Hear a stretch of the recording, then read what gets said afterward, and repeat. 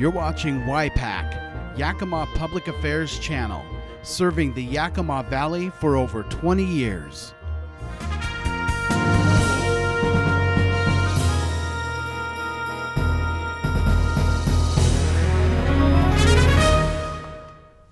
Hello and welcome to this edition of YPAC's Yakima Agenda. I'm Randy Beehler. With us on this edition, for the first time of what will be a monthly series of interviews, is Yakima Mayor Avina Gutiérrez, and we're very pleased to welcome you here to the YPAC studios and launch kind of this new era in providing information, of course, to the folks in Yakima and give them a little bit different perspective, a little bit different take on what's going on with our city council in specific, our city in general, and you even more specifically. And as we talked about before we started, I want to give you a little bit of an opportunity to introduce yourself, maybe to some of the people who don't follow the election as closely as some of us do, some of us geeks do, but tell us a little bit about your background. Originally, you spent a fair amount of your childhood here in Yakima, but not originally from here. That's correct. My parents are from South Texas, but I moved to the Pacific Northwest when I was 1 year old. I lived in Independence, Oregon, which was a smaller town than Yakima. I believe at the time it only had a population of about 7,000. Wow. And in 1989, my mother and one of my older siblings and I moved to Yakima, and I went to Whitney Elementary, then I attended Wilson, and then I was a graduate of Davis High School in '97.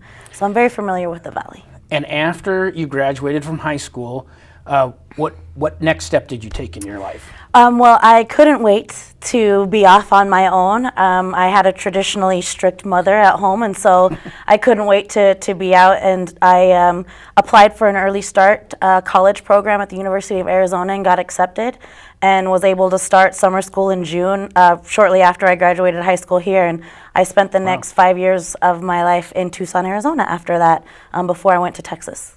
And so your professional career starts in Texas. Correct. And what did you start doing there? Well, I had a lot of different experiences in being a personal assistant, personal shopper. That's kind of what my job was, working my way through college, because I did work all the time while I was a full-time or part-time student, because it changed depending on my financial situation.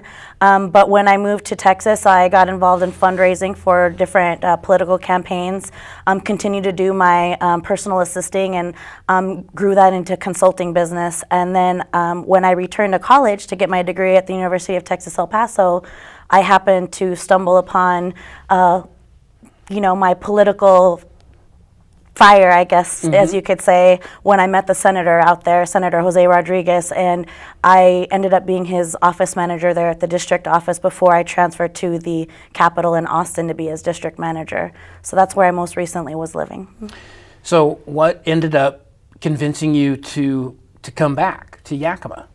Well, I came back to Yakima for personal reasons. After being involved at the state legislature and my mom having a nonprofit here in Yakima and me realizing that she was probably going to retire here and never leave, I thought if I was going to be investing in a community with my time and giving back, as I've been taught to do, that I wanted to do it in a community that I could see the impact more and also be closer to family. So that's why I chose to come back to Yakima. Running for office was not something that was on my radar when I came back. Well, and I want to touch on that in a second, but you said something just a second ago about serving the community as you were taught, and you actually have a pretty rich family history of that sort of involvement in the community. Absolutely. My parents, I am a product of progress. My parents were involved in the civil rights movement in the 60s, more specifically the Chicano movement in South Texas. So they were part of the group of young college students, kind of, I guess, the Bernie, the millennials of this generation, the Bernie supporters, the activists out there organizing walkouts, representing people that didn't know the political process and utilizing the education that they had received in college to help their communities. And they were actually part of the groups that went to the Capitol and the United States Capitol to talk about the original Voting Rights Act in 1965, and then again in the 70s when Texas incorporated it, I believe Section 5 of it, as far as the gerrymandering of districts. So when you came, you also said when you came back to Yakima, you didn't have running for elected office as an aspiration of yours, as something that you saw yourself doing. What changed? Well, it's really the narrative that was happening here in Yakima. I came back and I knew that the demographic had changed since I left in '96, but it's a lot of a different thing to see it for your own eyes when you're here. And I really just couldn't believe the change in demographic and not I guess the policy and the politics haven't caught up to the change in the demographic here in the Valley, and there wasn't a true representation or reflection of the community here. And there was actually quite a negative image, a negative rhetoric to it. And for the numbers here in Yakima, I couldn't believe the community didn't feel empowered, that they didn't have a voice to change that.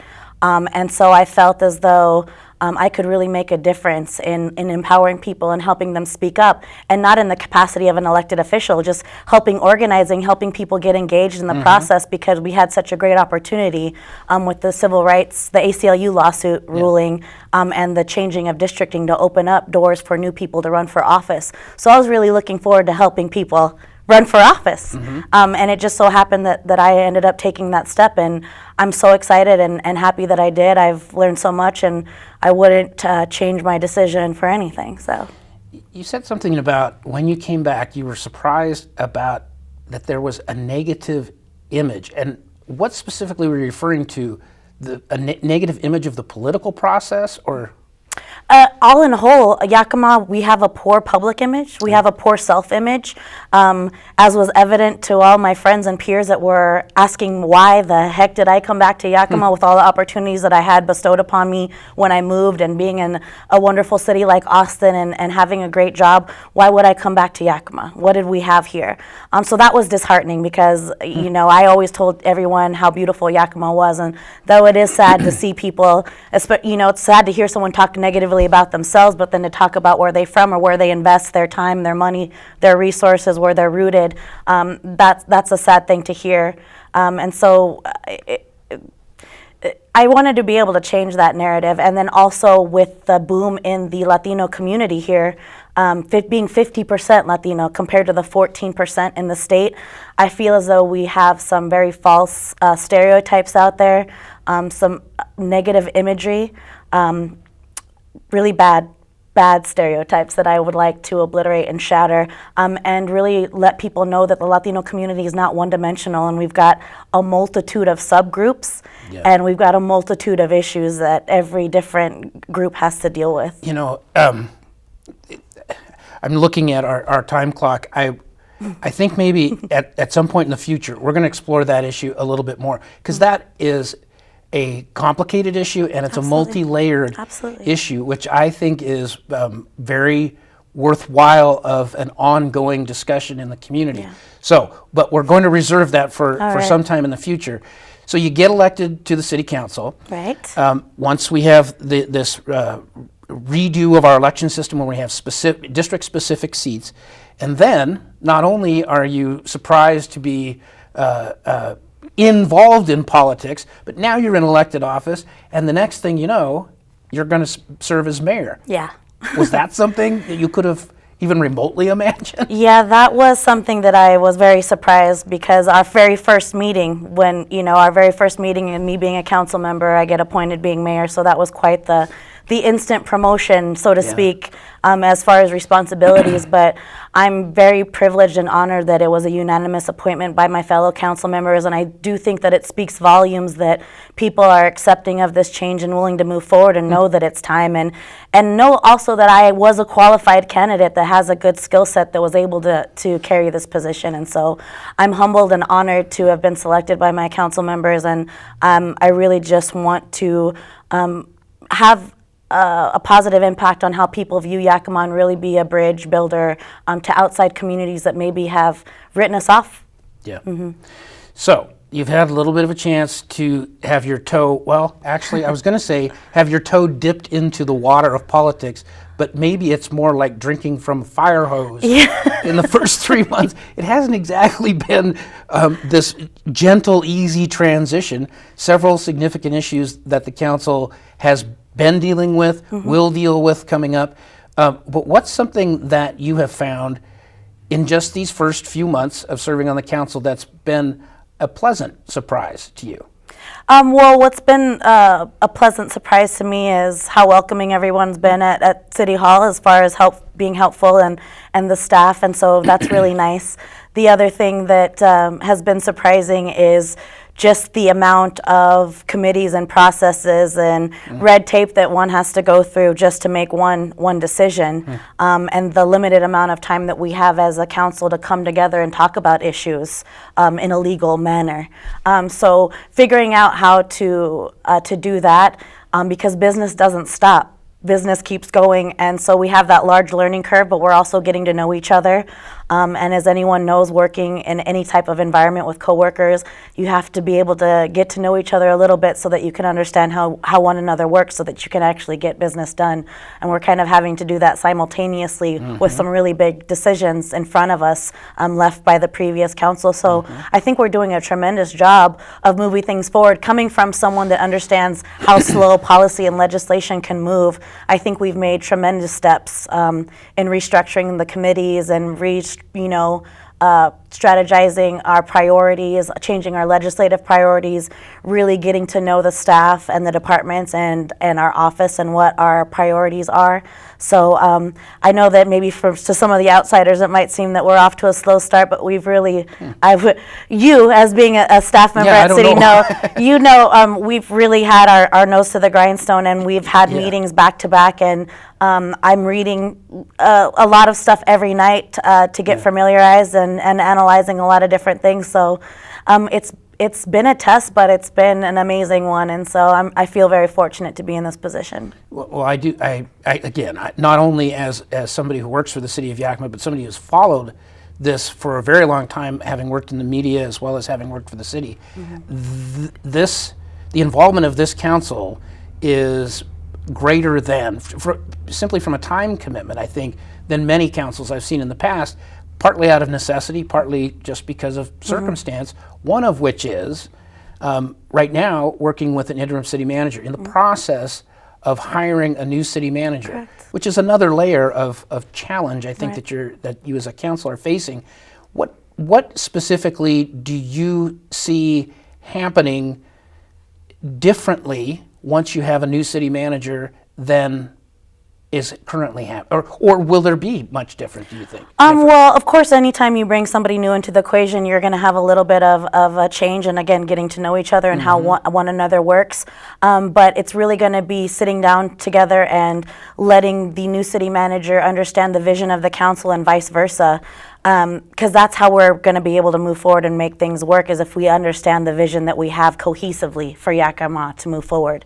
Right now, we have an interim city manager, Jeff Cutter, who's doing a phenomenal job. He stepped up from being the city attorney, so he's still maintaining the legal department while being in this role, and that's what he's doing. He's maintaining balance, and so we're dealing with things as they're coming to us. And we're trying not to be too aggressive and moving forward with new things, because we do have to take into consideration that we are bringing a new city manager on. So it does come with its challenges, but I think that we couldn't be doing a better job in the circumstances that we have. So you've had, just in the first few months that you've been serving on council, the opportunity to experience some new things, traveling to Olympia, meeting with the governor in the governor's office, getting the opportunity to meet, we were talking earlier about your chance talking to a couple of other elected officials who are running statewide, and you had an opportunity here recently to do something that, frankly, not a lot of people get to do, and that's attend a presidential candidate rally. Bernie Sanders was in Yakima. What was that experience like? That was phenomenal. I mean, to know that Yakima is getting recognition on a national level is great. We haven't had a presidential candidate come to Yakima since about 1999, and we are a working class community. We are a community that thrives on hope. When you are someone that doesn't make a lot of money, sometimes faith and hope is all you have, and so it's really great to have a candidate that comes and speaks to that and can really inspire people, again, passing that message of empowerment. And so it was really great to have someone come and visit and understand the history that we're making here in Yakima and appreciate and speak to that when he went out on stage and really made an effort to get to know the community, not just come and pander for the Latino vote as a lot of people are doing in 2016. So Senator Sanders was very gracious, as was his campaign team, and it was just a privilege to be a part of that and feel that energy there, along with the other Latina council members that were part of making history with me. So there was a lot of positivity around that visit by Senator Sanders, but there was also some, frankly, negative fallout the next day when a meme was reposted by a Kennewick City Council member that was derisive, to say the least, of Bernie Sanders' visit to Yakima. There was a lot of response, both social media-wise, also media here in the Tri-Cities, or in the Tri-Cities and in Yakima covered it extensively. Just what was your immediate reaction to that post, and then as the process developed, what kind of thoughts were going through your head? My immediate reaction to that is that I was appalled. I couldn't believe that an elected official would make such a statement so publicly on a social media website such as that, especially an elected official that comes from a region that is very similar to Yakima as far as its demographics. So at first I was appalled. Of course I got angry, then I was sad. I went through a few different emotions with it. Knowing that I probably would be asked to make a comment as the mayor of Yakima on how I felt about that, because he pretty much made the comment directly towards us. And it's really unfortunate because that just goes to kind of speak as to the Trump effect of what's happening, is that we have this this feeling of empowerment from another group thinking they don't have to be so politically correct. And on one degree it's nice because people are now not hiding behind political correctness, and I can now know some of these people and their perspective and how they feel about myself and my heritage. And then on the other side, it's sad to see that we have someone like that representing people. So it's a double-edged sword, but I hope that people understand that this is an opportunity to understand why we need the Washington Voting Rights Act more than ever. When you are having an elected representative speaking about half of their constituency base like that in a negative manner, in a derogatory manner, is really disheartening. Me being a third, fourth generation Mexican American, and knowing that there's even fifth, sixth, seventh generations here in Yakima of Mexican ancestry, to have someone make a comment like that referring to people as immigrants or not belonging here, it's really frustrating to even articulate in an educated manner how I feel about that. Yeah. But it's not good. Well, we're almost out of time, but one last thing that I want to ask you is, as we've discussed, and we've only touched on a lot of subjects that we're going to have an opportunity over the next few months to get into a little bit more deeply, but while there certainly are challenges that face this community, just like any other community, from an ethnicity standpoint, an economic standpoint, however you want to describe those. But in general, do you feel positive about Yakima's future? Absolutely. I couldn't be more optimistic about Yakima's future. No matter if you are an individual, an organization, a business, when you go through transition, you're going to go through phases, and some are going to be more painful than others, and you are going to have some frustrating phases, but you're also going to have that period of enlightenment, and then you'll have that small moment of tranquility afterwards. And I'm really looking forward to being part of that process in Yakima. I think that we're entering into an era of inclusion instead of self-segregation or bringing people in after the fact and kind of including them as an afterthought. So I'm very excited to be part of that and to bring diversity to Yakima and truly reflect this community and really show the power that we have and really become a regional player like we should be in this state. So I really couldn't be more ecstatic, and I think when people step outside of the valley and see everything else that's going on in this world, that they'll understand the position that we're in to be really great in Washington. So I'm excited. Well, fantastic. We really appreciate you spending some time with us today with our first of what we've said are going to be monthly interviews with you. Yeah. Very much looking forward to being having the opportunity to sit down on a regular basis. Me too. And get some insight into what's going on with the city in general and the city council in specific. So thank you very much for joining us. Thank you. And agreeing to do this moving forward. It's great. Of course, it's my pleasure. Thank you very much. We thank again Avina Gutiérrez for joining us on this edition of Yakima Agenda. I'm Randy Beehler. We'll see you next time.